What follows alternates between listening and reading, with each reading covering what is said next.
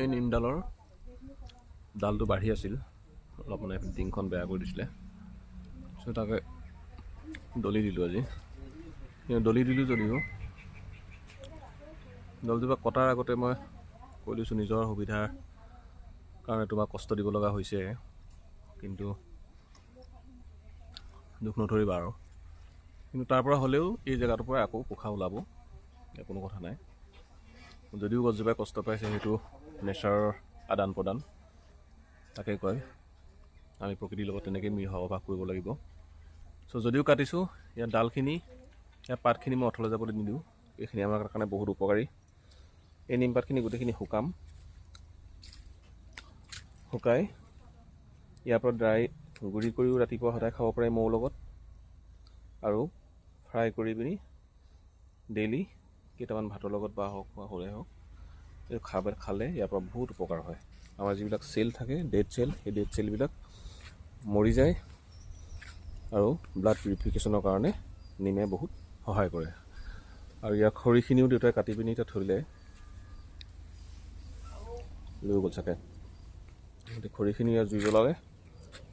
মহ চহ নাইকিয়া হ'ব ঘৰত নিও আমাৰ সন্ধিয়া জুই জ্বলোৱা হয়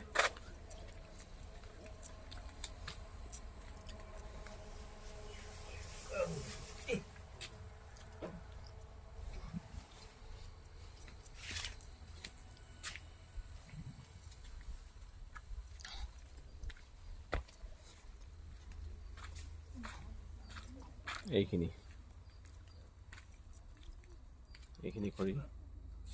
এইখিনি শুকোৱাৰ পিছত আমি সন্ধিয়া দেউতাহঁতে জুই ফুৱাই তো তেতিয়া এইখিনি খৰি জ্বলালে ইয়াৰ পৰা ঘৰৰ মহ নাইকিয়া হ'ব আৰু ইয়াৰ ধোঁৱাটো খুব উপকাৰী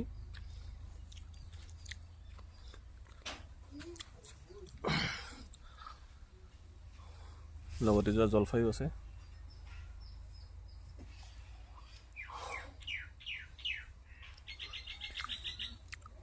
নেমু লাগি আছে ঘৰত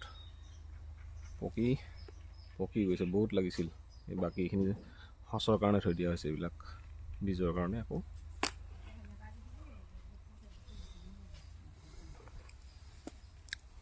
লগতে এয়া বৰা চাউলৰ জলপান ঘৰৰ গাখীৰ